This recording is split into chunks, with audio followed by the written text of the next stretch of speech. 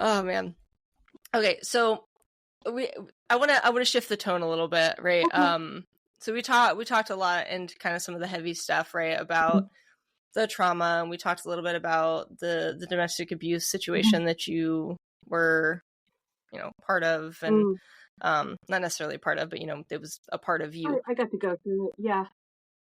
So, I wanna ask you, Yeah. hearing how prevalent dog walking was for you and your healing journey, can you tell me about a particular memorable experience with one of the dogs that you've walked that had that significant impact on your healing journey? Like, what was this dog like? What kind of personality did they have?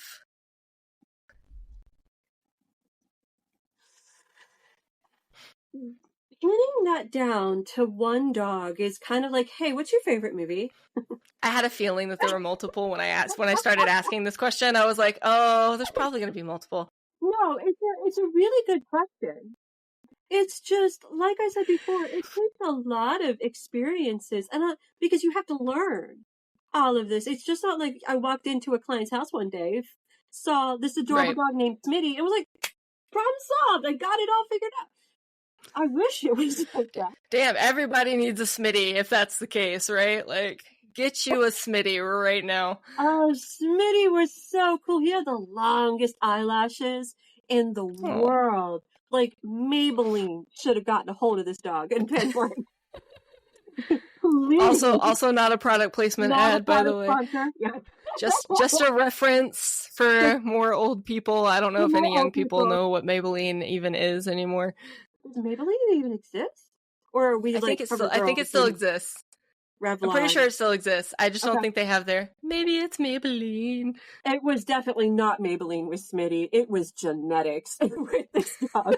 It was the most beautiful. Anyway, like I don't know. It's like I got to just be myself with all of these amazing dogs, and I didn't have to, be something for somebody, right? Like, I didn't have to... That's powerful. That's a powerful statement right there. You didn't have to be somebody for anybody else. Yeah. Like, I didn't have to be a good Christian girl. I was not a Christian. Kind of ever. Sorry, Dad. Sorry, Mom, if you ever hear this. I wasn't. Like, but, you had to play the role. Right? Yeah. Like, you had to maneuver your way. Part of playing the role was the survival. Like, you had to, in order to survive, you had to play the part. You had to. Had to. If you didn't want a toilet to be shot through the ceiling, you had to be dutiful. Yep. Ours were broken doors and holes in the wall. My dad was a tall guy. He could a toilet. No, he couldn't do it. I'm just kidding. He couldn't do that. He was a tall guy, but he couldn't do that. But he had a very big, intimidating presence. Yeah. And he could do some damage if he wanted to. Like, you as well, a whole bunch of other people as well. When someone gets upset, the adrenaline starts pumping through, and stuff can happen. Hulk smash. What'd you say? I said the Hulk smash. Oh, yeah, the Hulk smash. Yeah, but, and you kind of move through your entire house. My mother called it walking on eggshells. Yeah. You had to walk through the whole house, like, in a certain way. And, I didn't have to do that, and, when you have a dog coming up to greet you at the door, how many times a day? 6, 7, 8 times a day? Like, you have an ego bigger than Beyonce after a couple of years. You're a celebrity, yeah. You're a celebrity amongst all the dogs, and maybe a few cats if they're not terribly aloof.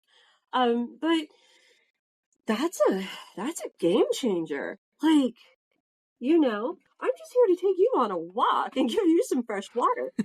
It's the bare minimum. But you start playing and you start loving them, and it's more than the bare minimum. And then you start to realize, if I am this kind of person, why couldn't my father be that kind of person? And then you're kind of like, I'm not him. I get to move on from that. And then you could start just severing stuff. Hey, I don't need to be like that. I don't have to act that way. I was never angry because anger was confusing or, whatever. However it is, you need to dice it and slice it and, you get to do that. And then after a while, it's just like you get to live this whole different life that your father, your mother, your whatever would disapprove of. And it's almost a badge of honor. You get to live in a peaceful, quiet, steady home, where people, you have a voice and everybody who comes in is welcome and has a voice and you can talk about things and be very diplomatic. And, when you're growing up, it's like, what's diplomacy? The government do diplomacy. Yeah. This is authoritarian in this household. That's what you do. What I say is how it very much operated. Mm-hmm. Yeah. Yeah. And if you asked why, it was because I said so. Oh yeah. Asking why is, don't ask me why. That's back talk. Back talk all the time is back talking. I am a pro at back talk. Was as a kid. Me too. Am as an adult. Yep. Yeah, my parents call it being a smart aleck. Don't be a smart aleck. Yep, got that too. Mm-hmm. Don't be a smart aleck. Like, I know of no other way to be, Mom. Yeah, I'm literally just asking a question. I don't know how, I don't know what a smart aleck is, and I'm not trying to do it on purpose. I don't understand what this means. I just had a question. Yeah. And then, of course, I learned what it was, and then I learned it was derogatory towards me, and I was doing something wrong, and which then taught me not to ask the questions, and, henceforth. You weren't allowed to ask questions. You have to go to church. Okay. Yeah. I don't know. I went to church until I got kicked out of it. For asking questions, no less. I just wanted to get through it. Get me through this. Mm-hmm. I can sit there in my own little world and it was so annoying. Like, I don't even go to churches unless I have to, unless, somebody passed or somebody's getting married, and I barely even do that anymore. Like, I really want nothing to do with it. There's always a part of me that every time I walk into a church, I'm still just a little bit afraid I might get, smitten. I don't know what the past tense of that. I'm afraid that I'm going to be struck by lightning in a vengeful sort of way, because it is still embedded so far in my brain that being gay is so wrong. And I know that it's not, right? Like, I know that it's not, and I've gone through the healing journey around all of that religious trauma, but there's still a part of my brain that it's like a muscle memory kind of knee-jerk reaction where it's like there's still there. My dad was big on the rapture. My dad planned for the rapture a lot. A lot. Oh, the Mississippi we would flooded. Preppers and all that stuff was real big into that. Dad wasn't a prepper. Nah, he's like, if we're going down, we're going down. The realist around the rapture. There you go. It's like, we're all going to be taken up by Jesus anyway. We don't need to prep it. I don't know. There wasn't room in the basement to prep anyway. My dad was a mechanic. He had car parts. Like, I lived in Texas. We didn't have basements. There's too much limestone down there. I don't know where the hell my dad thought we were going to hide from the rapture in our little cul-de-sac home. Like, I just was like, okay. Wow. Not having a basement is just unfathomable to me. Oh my God. The first time, so when I moved to a house that had a basement, I lost my ever-loving mind. It's still to this day one of the coolest features of this house. I still get super jazzed that I have a basement. Mm-hmm. It's amazing. I'm like, I have a whole other floor. People are like, you live in a 2-story house. I'm like, no, I live in a 3-story house. I'm including. You don't understand. I have a whole other floor under the ground. Oh my God. Yeah. I love it. Yeah. He was, the Mississippi River would start to flood and we'd hear, mm-hmm. Oh, Jesus is coming. He's coming. It's a good thing you accepted the Lord Jesus Christ as your personal savior. Just like, mm-hmm. Yeah. I was well into my 20s until I finally got through rapture trauma. Well, I'm sorry, probably 30s. I'm just aging myself now. Never mind. I mean, you referenced a dark crystal and a stick shift earlier. I think your number's up. So was mine, because I understood both those references. So, we just got to embrace it at this point. Oh, dear. Oh, my God. If you have a young audience, they'd probably just tuned us out a long time ago. They're like, stick? It's a good mix. The demographics are a good mix. I've got like, and it's good mix between genders, too. Like, I've got non-binary listeners. I've got male listeners, female listeners. And I've seen listeners that are like 55 plus, and then I've seen people in the 18 to like 24 age group. So it's all over the place, wonderful. Which is mind blowing. Yeah. Oh, but I guess really that's just an indicator that everybody either has trauma or loves a good story. Yeah. Dogs. Everybody loves dogs. Oh my God, I love Billie Eilish. Let's see if that brings in younger people. Billie Eilish is so cool. There. Something Taylor Swift, right? That'll do it. She's really We've referenced cool, Beyonce. I feel like we've got the beehive, I think is what they call them. Because Beyonce, I think, is called a beehive. So we got to get the Swifties, right? The Swifties. Every time I hear a Swiftie, I think of a Swifter. I'm sorry. So the little mop. Taylor just and Taylor, if you ever happen to listen to this, you should just do a remix of "Hit Me with Your Best Shot." I think that would kill. When it would be kind of that's another old people reference. I don't know if anyone young would remember that commercial either.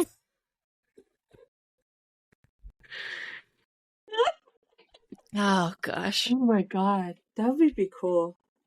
Yeah. You know if she does it right, we get credit for that. We were the inspo for that. We were totally. It's so niche. Nobody would ever be able to reference it. It's mighty deep, but then it would make you world famous. I don't need that.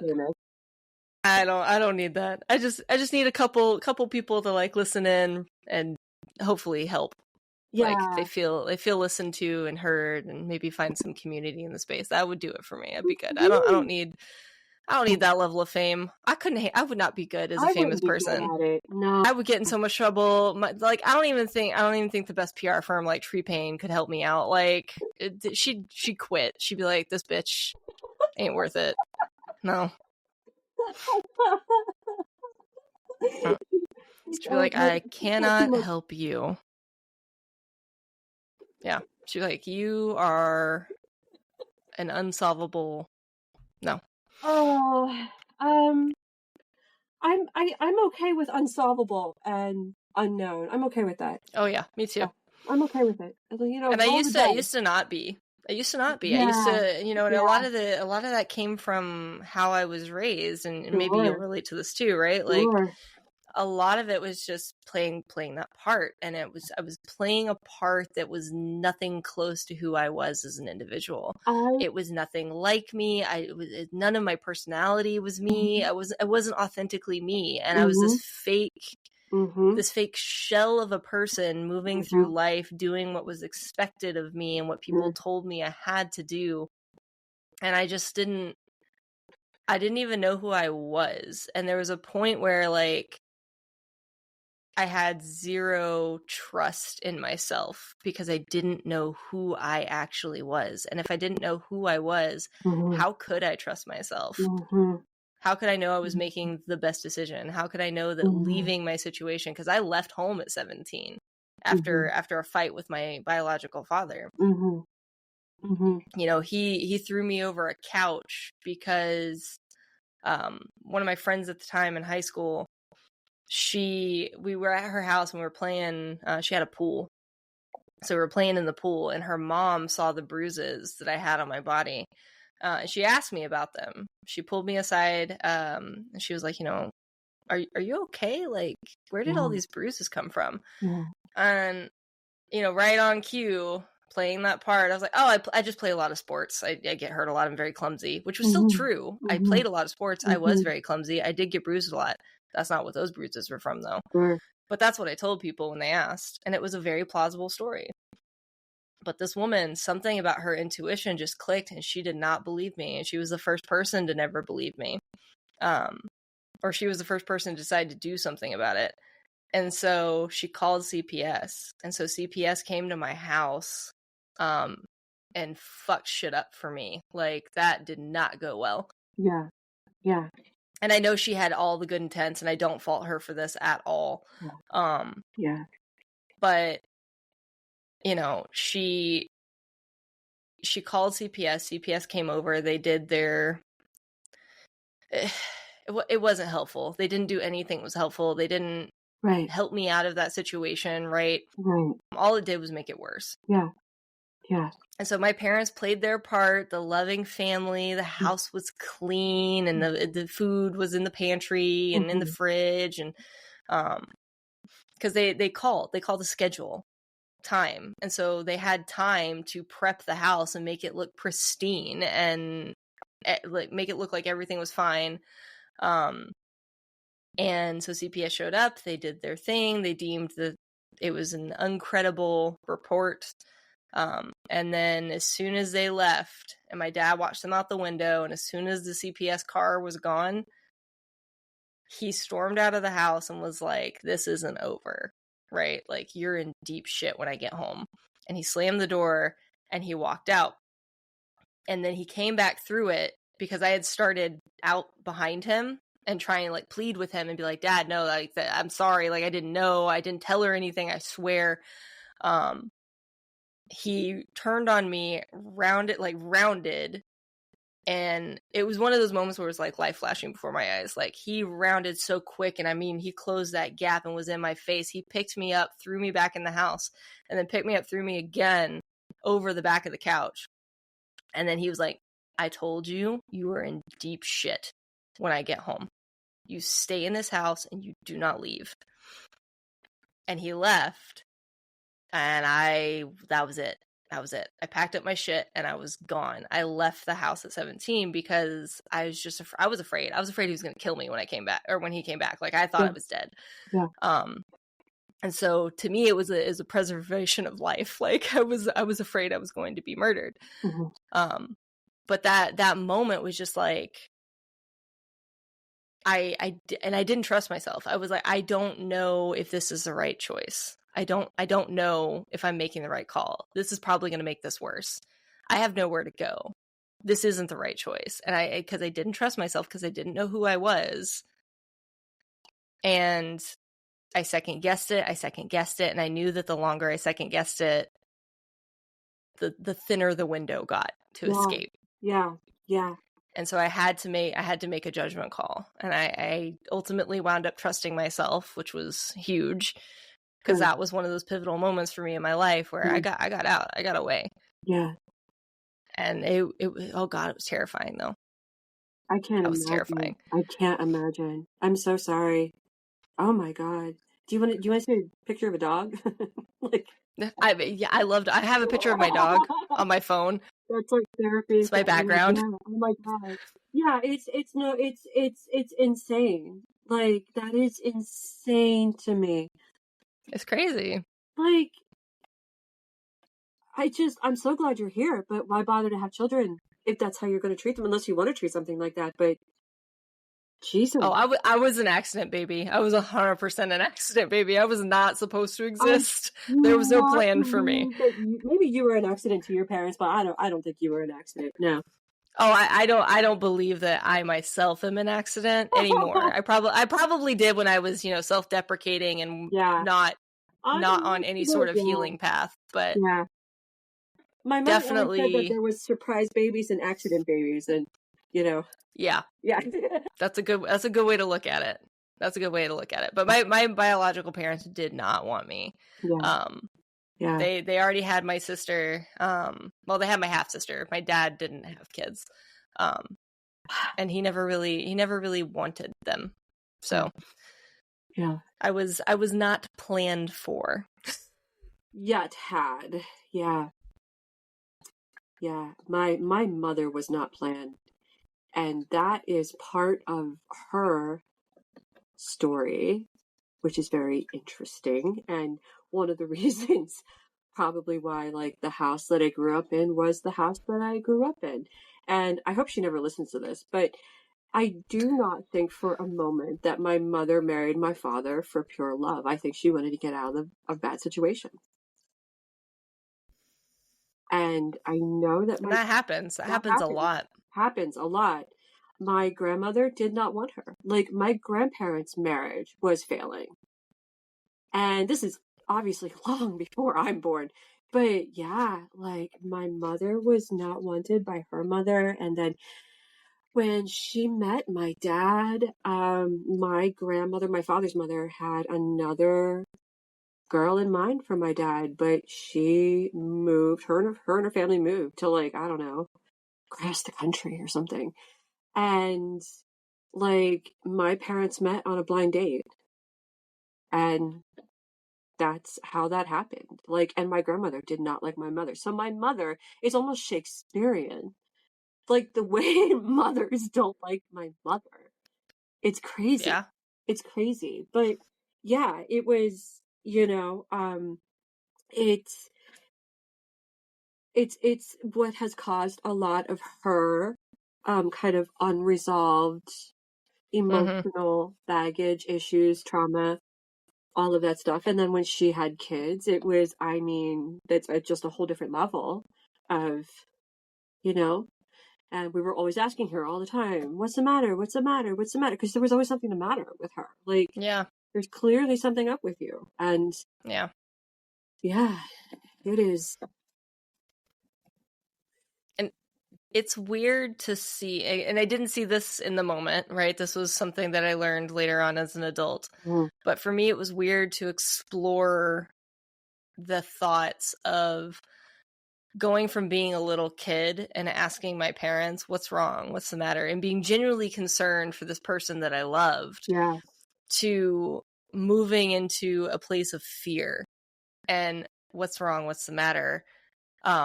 To protect myself and know what eggshells I could step on and which ones I had to avoid. Right. Yeah. In my house, it was just it was a weird yeah. It was a weird It's exploration weird. to go thinking through that point and remembering how I shifted from being the kid that genuinely wanted to help and know, to being the kid that asked to make sure that I didn't do anything to set them off. There wasn't a plan of trouble up ahead. Yes. I mean, honestly, I think one of the reasons why I've been doing what I've been doing for so long is to make inner child Shrig happy. I love that. I absolutely love that. Like, every year I'm like, oh, this is it. Not gonna do it anymore. And, the pandemic happened. And I was like, oh shit, it's for real now. Yeah. But then I keep going back, keep going back. And,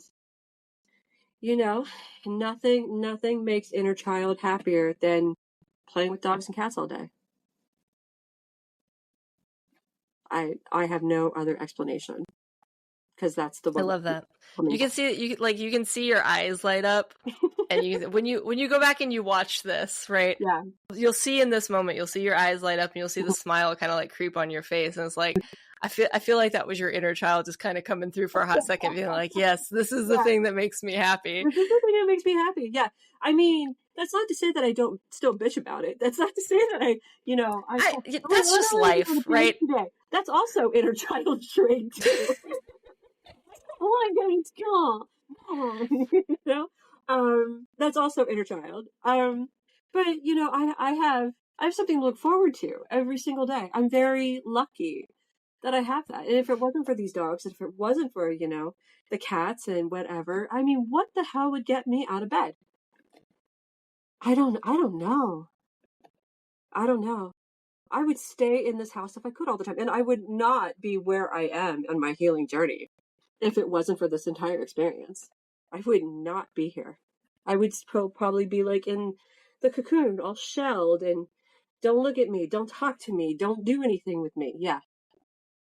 So. Okay, so you just said that, and now I have a question. Yeah, go ahead. So earlier in this conversation, you mentioned like dog walking was kind of like the key for you, right? Everyone's got a different key on their healing journey, and it kind of unlocks that path for them. Yeah. And so you mentioned that dog walking was like the key for you. And then you were just talking about your inner child, and Mm. you know, we were swapping stories about like the trust and building that back up in ourselves from those situations. How has your relationship with dogs actually helped you do those things? Like what is it that is about the Oh, dogs and dog walking that really helps your inner child, that really yeah. satisfies Yeah. that urge? Right. Confidence building. I get to trust myself. I get to trust the dogs. And it's going back to what you said about trusting yourself. Our parents didn't really allow us to trust ourselves. It's all about control. Yeah, Is what absolutely. it's all about control. It was all about control. It was control was the name of the game. Like that That was the name of the was game. Right. Right. And you know, before I got into this, I was a very meek person, very kind of not very confident. If I was confident, I didn't know it. You know, a lot of my friends probably would have pinned me as being pretty confident, but I didn't feel that way. Mhm. And one of the things that I got to do was I got to just run my whole business, and I got to pick the clients, and I got to pick the times. Well, when I started working for myself, when I was working for somebody, I obviously couldn't do that. That must have been so empowering to get to do that. Like Yeah, that must have just yeah, you yeah, know? yes, because there were literally people you don't want to work for, you know. And one of the, like, when I worked in like condominium buildings, oh excuse me, when I worked in condominium buildings, you got to see how the residents of the building treated the people who worked there. And then you would be like, oh, this person is really nice to the porters, to the concierge, to the valet, to the, you know, all the people working there. They're very nice. I would work for them. And then you would see the dickwads coming through, just barking instructions, no pun intended, like barking instructions and being like, "You this and you do that, and man, where's my car?" And you're like, I wouldn't touch that person with a 10-foot pole. You could say that. I mean, we didn't. I've never understood why people are dicks to people whose entire job is to just help you with It something, is right? supposed Like to I've be good. never understood Yeah, that. yeah. I mean, if there were like professional ass washers, they would be mean to them too. Yeah, for sure. These people literally clean up after you, and this is how you treat them. Yeah, and you get to say all of that. I mean, you have nobody telling you what to do except the dog. You know, it's their walk, man. Dog is the Dog client, right? is Like the that's client. If they don't want to wear them damn booties, no. I had to yeah. do that. Sorry to all the dogs. Yeah, it was just, you know, in that I was able to live my life how I wanted to, and on my terms. Like my terms. And my terms are pretty good. Like that's how you get to trust yourself, when you get to figure out, oh, my terms work. Yeah. You know, you get to come from a different place than what you have seen, what you have been exposed to. Because, like you said before, growing up in that house went against everything that you were. It went against your entire nature. It went against the grain. It was Mhm. unnatural. So you do know who you are, or at least you know who you're not. I knew who I wasn't, right? And then you get to, at some point, we kind of shifted and said, okay, this is who I'm not. This is not who I am. But who am I? Well, am I the opposite of that? Am I a third of that? Mhm.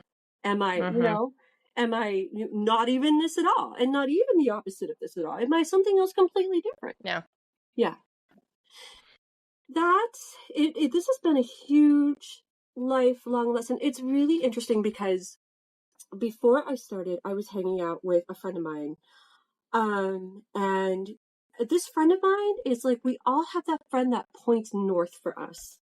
And she is the north pointing friend for me. Like that North Star in the sky. That is this friend. And we were sitting down one time to coffee.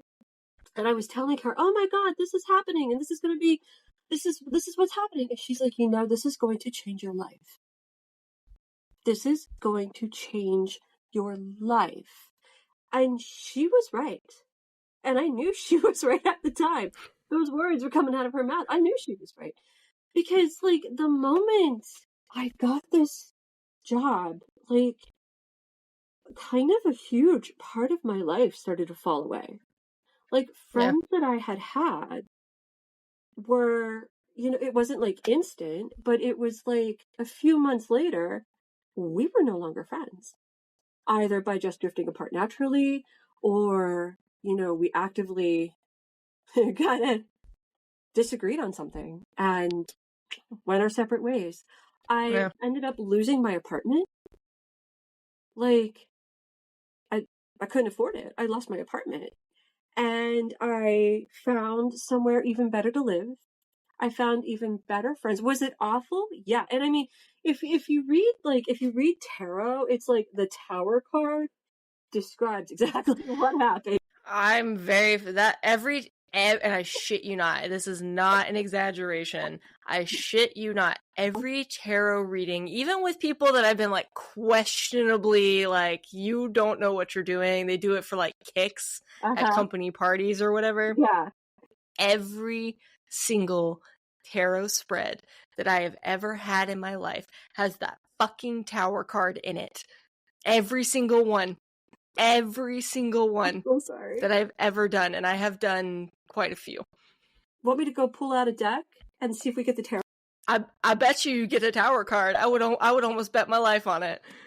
Okay, next time we talk, I'm gonna bring it down. We'll do it. That's what we'll do. We'll do a live tarot spread for people, and we'll see if the Tower card comes up.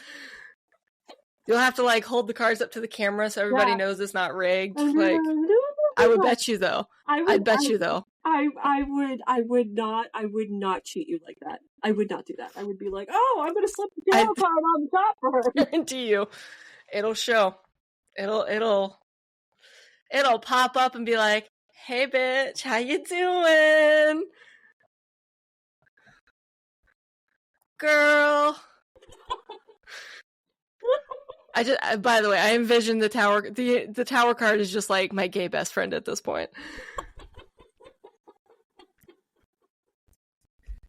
I'm so sorry I mentioned it. I didn't know. No, it's fine.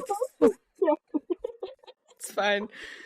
Never. Anyway, yeah, like that was my life when my hair's sticking to me. When I got this job, that was my life. Like, the foundation was there, but it just crashed. Yeah, and that's gonna sound great with sound effects. Like, it just fell away. I'm gonna leave it unedited. I thought it was great. Are you gonna put like the what do they call it? Like the pixelated bubble over my cat's butt though? No. I didn't. So I was looking. There was no actual butthole. It was just fluffy butt. So we're good. It's like side. It's self-censored. We're good. Okay. Yeah, he's got tail feathers. So it kind of works in his favor sometimes. Yeah, like that was my life. Like, I lost a lot of really important friendships, and I one of my friends, who is no longer my friend, but one of them was like, and she was judging me. Like, she was judging me. She's like, I don't know how you're gonna do this job because I couldn't do this job. And I'm like, well, yeah, you're not. We are not the same. You're not the one doing the job, right? We're not the same people, and we were not friends much longer after that. I mean, there were other reasons too. Like, I may have been with a guy that she liked, but that's beside the point. The point that she had a problem with my dog walking. Right. She had reasons. We'll just say she had her reasons, and some there was validity to some, and there was validity to there was stuff. Yeah, and that's okay. Yeah, okay. That's okay. It's okay. It was 1,000 years ago now. She actually emailed me 2 years ago and was like, "Oh my God, no, how you doing? No. How's it going? Can you come watch my cat?" I'm like, no. Do you want me to throw my tarot card at her? My Tower card? I'll stick my gay Tower bestie on her. That's the Tower card from now on. Yeah. That's wild. That's so wild. Oh my god. You get the town call. Oh, it's a hoot. I would almost bet my life on it. I really would. I don't do that. It's gonna come up different at one point, and yeah. Or I get the devil card, or not devil card, death card. I get the death card a lot. But death card means which is like, you're gonna cry. Well, yeah, right. I learned that it was a good thing. And it was a good thing because, like you were talking about, I also had the crashing of my life. It all started to fall apart. And like you, I also had a best friend that I was really close to. And we had our history. So there was no guy. It was her, right? So she was the first woman that I really kind of was like, oh, women, okay, cool, Yeah, right. Yeah, so right. Yeah, so she was my coming out story. So she's my best friend before that. Listen to that. That was a great yeah. story. So that was an episode. Yeah. That was so good. Oh my god, I gotta be careful with her name. I don't want to tell the world her real name. She knows who she is, though. She knows who she is. She does. She knows who she is, and I'm pretty sure she doesn't give a shit. I'm pretty sure she doesn't care what she did to me. So, I'm not going to be petty about it. I'm still going to respect her privacy, but I don't care if she listens to this. So we were really close. She was my best friend. Yeah. She was the coming out story, right? Yeah. But then we kind of drifted apart a little bit. Yeah. And then, we kind of rekindled our friendship, and then she found out that I was like interested in dating my wife, who obviously was not my wife at the time. My wife then was also a best friend, and so I thought she was initially jealous of her in just the best friend capacity, like you were spending too much time with her or whatever. But then when I sat down and I expressed, I was like, I was looking to my best friend for guidance, because this was one of those things I did not trust myself to have the best judgment with relationships. Yeah. So I went to my best friend for her insight and advice. And so I had said, hey, I'm thinking about, maybe being flirty, intentionally flirty with Tara, and maybe trying to date her. I'd love if you would come meet her, because they hadn't met at this point.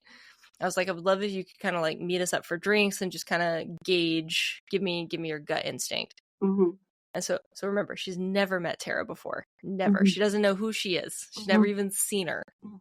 And she immediately was like, you cannot date this woman. And I was like, you literally have never met this woman. You don't know her. And we fought about it.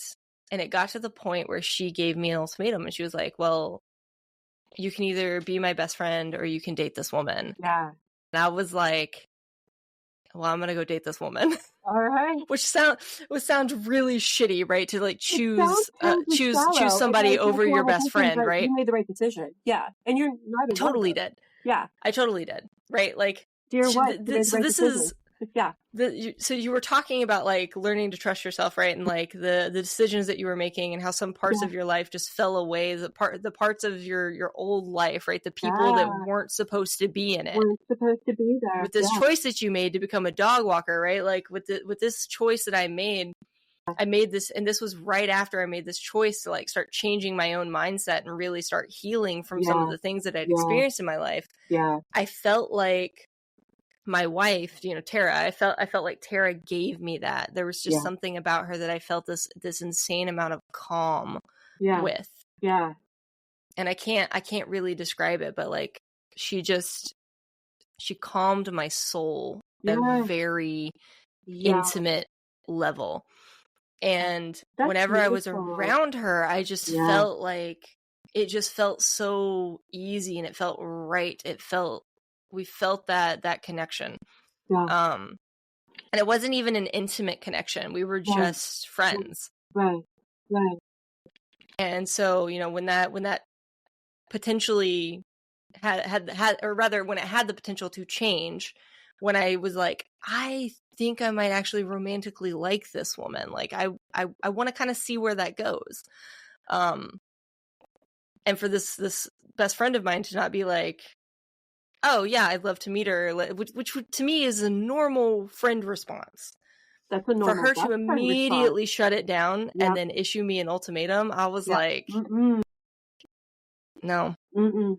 And you were talking about boundaries earlier. I was like, this is going to be one. I was like, I'm done. Yeah. Like, I'm not Yeah. going to choose between having a friendship with you and potentially dating. Like, this may not even work out. I don't know, but I would like to know. Like, Right. and I don't think that there was anything wrong with trying to figure out if there was something there. Right. But I'm so glad that I did, because this Right. woman is now my wife. We've been Right. together for almost 14 years. We have a family together, right? Like, Yeah. You have a brick wall together. I do. That I built. I totally built this. This Totally isn't built that. fake. Painted it This isn't yourself. a It's sheet or amazing. anything. It's fine. Yeah, it's just really flexible If brick. they're just listening to this audio and not watching this audio, they're gonna be like, brick wall. Yeah, there are people that will get the non video version of this, and they're gonna be like, "What the fuck is happening? What are they talking about?" Right. Right. Right. Shameless plug. Please go subscribe to my Patreon page. Thank you. Anyway, you can see the video images and the weird facial expressions that we are making, and the brick wall we referenced. And the brick wall we referenced. Yeah.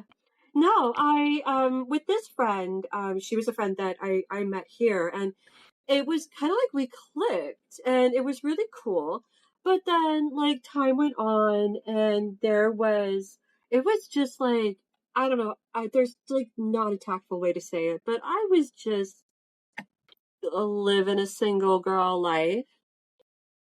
We'll put it that way. That felt very tactful to me. Okay, and there was this guy, I mean, cute, and I didn't know that she was, like, interested in him. She never mentioned a word.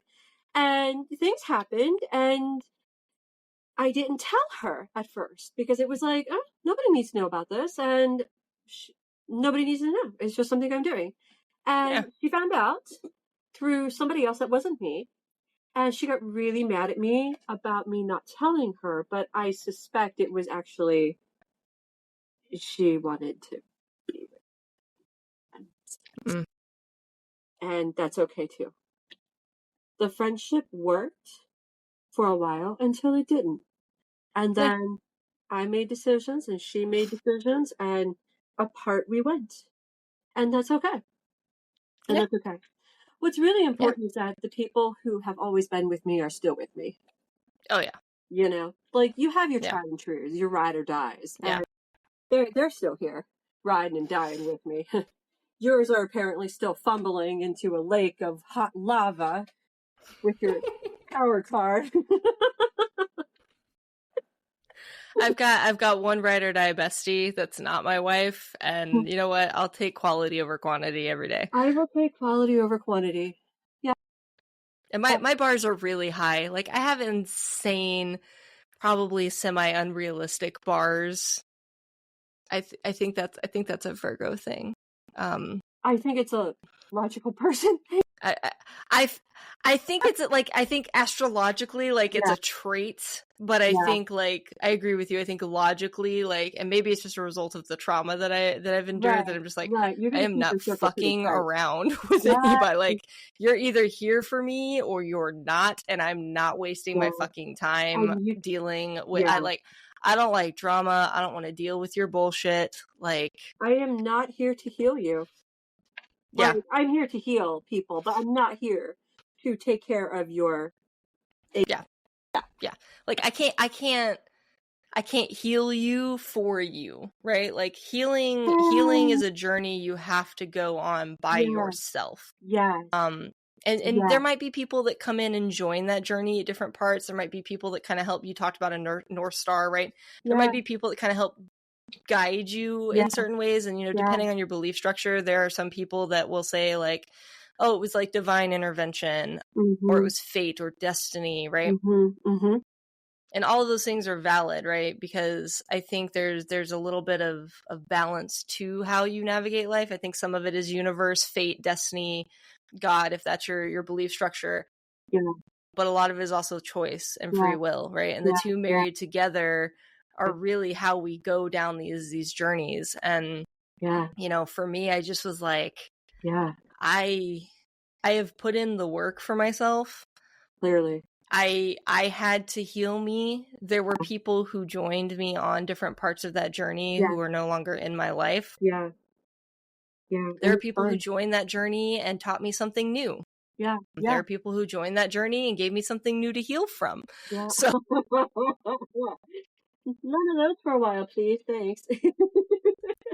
you know, and those people, I will say, for anyone who is kind of embarking on a healing journey of any sorts, the further down the healing path you go, it is hard. It is really hard to get started. Regardless of whatever you're healing from, it doesn't matter. It's all hard to start. But once you have started, the consistency is key, and you start building on this foundation that you've built for yourself, and it starts to become easier. And the people that come into your life that try and derail that journey or do try and give you something new to heal from, they start to matter less. The impact is less. You start it's to more like a little faster too. Yeah, they can't knock you off the rails anymore and completely set you back. They kind of just give you a little bit of a jolt, and you're like, oh, fuck off, I don't got time for you, right? Right. So they're gonna get mad. They're gonna get absolutely livid. They're gonna be like, "Well, why don't you care about me? What about me? What about my feelings?" And it's like, why? Yeah, it's and again, I'll say this because it was a really good line. It's a really good line, I think. You know, I can't heal you. Yeah. Right. Yeah. Only you can heal you, and the same goes for, you know, other people coming into your life. Right. Other people cannot heal you. Right. Right. You have to heal you. And you have to choose to heal you when you are ready to do so, because the journey is long and it is hard. It is, yes. Yeah. You have to make the very conscious decision to heal yourself in whatever way that is. And sometimes we don't know that way. And sometimes we just have to be like, I just want to feel better. And then sometimes, you know, that journey starts, and that journey looks very different. For some, it's therapy. For some, it's dog walking. For some, it's painting. For some, it's, I don't know, going to school. Like it could be music, right? Like it could be hiking. It could be surfing. It literally could be anything. Yoga. It could be meditation. Meditations. Yep. Traveling. The world is big. Yep. Lots of different points of view out there. That is helpful to know that whatever you were exposed to is not just the end all be all. And that was one of the biggest things for me. Like, I knew that there was different out there. And I think that's what kept pushing me to go forward. So there's more than that. There's more than what I was exposed to. There's much more. So would you say that being a dog walker is kind of what led you to that change in perspective on your life, like what you were just talking about? Yes. It has? Yes. Yeah. I always knew it was there. I just, you know, you had to find it, and you had to learn about it, and you start incorporating all of that healing into yourself. And, you know, the dogs are there, and you just, you end up building a community, and you end up building friends, and you end up feeling better, and you get to stay with it, stay the course consistently. And, you know, not everybody gets consistency, but consistency is key. Consistency is bad. Is what makes the bad stuff, and it's what makes the good stuff. You know, it's consistency, and it's not perfect. Like, you know, the world out there is not perfect. It's weird and has gotten weirder, and it's true. You know, some days something that I like to say is, if I've had a particularly interesting day, and it doesn't mean it was a bad day, it means it was an interesting day. Sometimes I would come to the top of my stairs, look at my cat, and just be like, what the fuck happened today? What was that? Yeah. I do that too. What Was I that? have my emotional support dog. She gives Yeah. me hugs. Yes. Yeah, I have a lot of emotional support dogs, so they all give me hugs. Yeah, that's gotta. Oh man, that's Yeah, gotta it's be good. so good. Phone therapy all day? Yeah. Yeah. Yeah, Is it for everyone? No. There's a lot yeah. of weather out there and a lot of traffic out there. And, it's like, and that was the other thing too. Like, by being out there, I learned, oh my God, I'm overstimulated by A, B, C, and D. And you really get to point stuff out after a while. Oh yeah. Yeah. That's super helpful to learn. Very helpful. Being a parent expedited that realization process for me. I was like, I am overstimulated by stimulated by XYZ. I can't. I need to put myself in a damn time. Yeah, not today. I need my own calm down corner. Please leave me alone. Let me have my book or my video game or my music. Just leave me alone. Yeah, just go away. I need 5 minutes. I think it's why my mother spent so much time in the bathroom. It's fair. Yeah. Yeah. But keep plugging. Then you'll be able to drive that stick shift car so smoothly you'll never feel. Yep. Okay, so I have a question that's kind of been eating in the back of my mind. I'm listening. Okay. How has your work as a dog walker actually changed how you would have thought about healing from trauma? Like you said, like it didn't really come at you, right? Like it was a kind of this slow burn, happened over a period of time. Yeah. And to your point earlier, most people when they think healing, they think therapy, right? Yeah. Yeah. And I'm a big advocate for therapy, mostly because of my own experience, right? Yeah. You can afford I do think it's critical to find the right therapist because not every therapist is a good fit. Nope. And having a bad therapist can put a very, very bad taste in your mouth for therapy. But you have this alternative outlet, right? So kind of how has being this dog walker, I guess let me reframe this.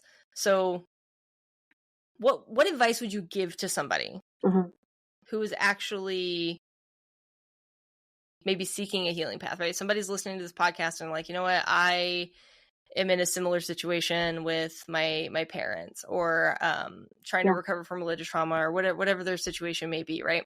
Yeah. And they hear this and they kind of get this spark, right? So what advice would you give to those people who are seeking to heal from trauma, who might think that working with animals is the right therapeutic outlet for them? There are different ways to work with animals, and it just doesn't have to be through dog walking. You can absolutely go volunteer at a shelter.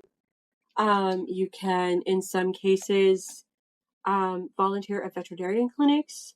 Sometimes they need help there as well, walking animals. It's if you can have a pet, have one. I think the most important thing is to be open to options. Like when I ran into my friend who was a dog walker on that, day, a week before my job ended, I was open to options. And I knew that maybe the office work that I was into wasn't for me, and that's okay. If something is not for you, it's okay to admit that it's not for you. It's okay to admit that. It's okay to be like, I'm not 6 feet tall. I will never be on the NBA. Like, it's okay. Like, not everybody is meant to do everything.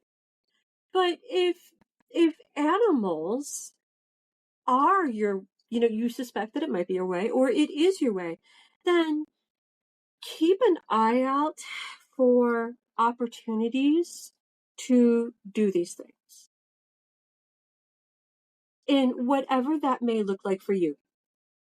And I'm kind of going to leave it at that, because not everybody needs a dog walker. Like, if you live on farmland, you don't need a dog walker, or maybe that's what it is. Maybe you, I don't know, find a way to go to a little animal farm and just chill out there for a while. Maybe it's you take up horseback riding and you try to do that. There are, I don't want to, I mean, there are all sorts of ways to kind of be around animals, but you kind of need to seek them out. But also being with animals is being with nature. And that could be a calling as well. Go to a park, go to a lake, go to someplace that is nature-y and just hang out there for a while, because that is probably what's calling you back, is getting some quiet, hanging out with the earth, in whatever Clearing your that might look like. mind. Yeah. Yeah. Animals, plants, trees, birds, whatever. And start there and see how things feel. And eventually, you're going to figure out what suits you. It took me a long time to figure out that this suited me, and will it suit me forever? I don't know. But for here and now, this is what does suit me. And it's going to look different for a lot of other people. But, there is a lot to be said for having an animal companion. There is a lot to be said to hanging out with animals, to being with them. Even if you can't touch them, you can still just be with them. Just be with them. And I think this is what you're asking me. But as you can tell by my voice, I'm not sure. Find what suits you. Find what feels good and go from there and be open to it. That is the best advice I can give, because we have spent a lot of time not feeling good. Yeah. We've spent some of us maybe we don't even know what feeling good feels like, or what feeling good for a long period of time feels like. That's overwhelming. Or with no strings attached. Yes. Yes, when you can feel good for a long time, you're like, oh my God, what is this sorcery? It's feeling good. What makes you feel good? And if you can only get to it for a few minutes a day, that's a start. Because not everybody has the option to feel, to be in a very safe space all the time. Not everybody has. You're growing up, you don't have a lot of autonomy. You don't get to feel safe all the time. You're kind of at the whim and mercy of your guardians, whatever that looks like. So try to see what it feels like to feel safe and protected and even happy, which may elude you for a while. That's okay, but find it, and then you'll be able to build and get back to that feeling a lot. And it may take a couple of tries. Trial and error is a thing. It's a thing in math, and it's a thing in the world, Yep. And a lot of times that's what we're doing. I have always loved animals. When I was growing up, my parents were like, "Stop petting the cats," and because I just wanted to hang around the cats all the time. Like, I will always have cats with me. JD Vance, eat your heart out.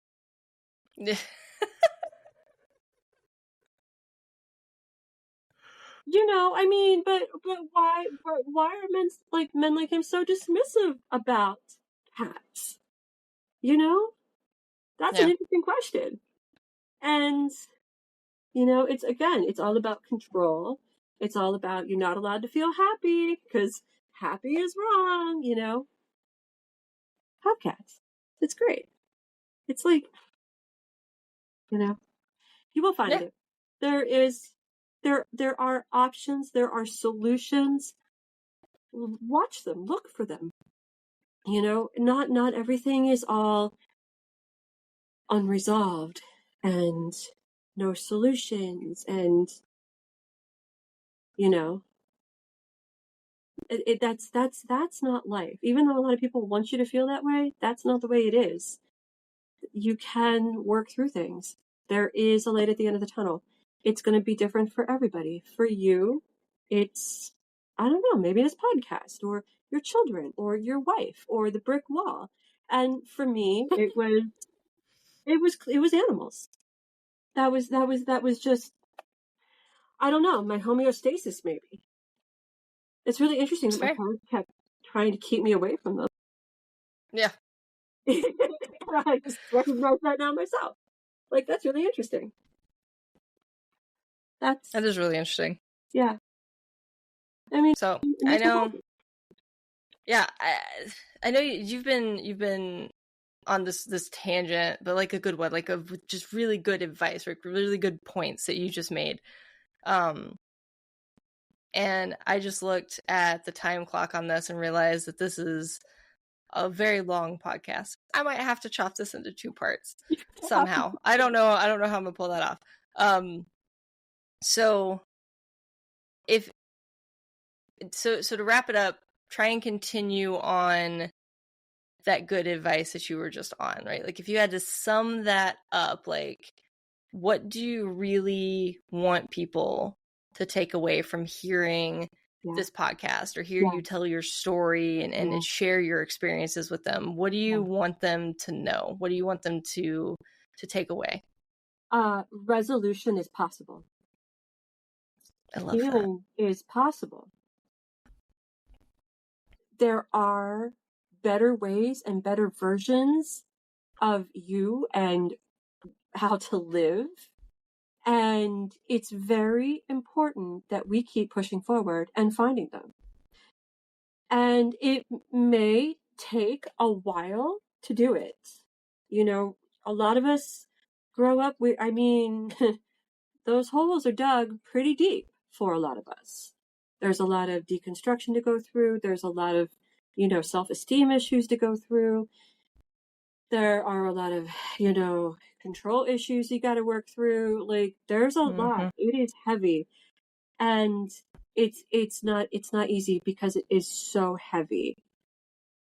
But one day, if you just keep focused and keep your eye on the ball, find what makes you happy, or at least stable, shelf stable, I don't know, stable.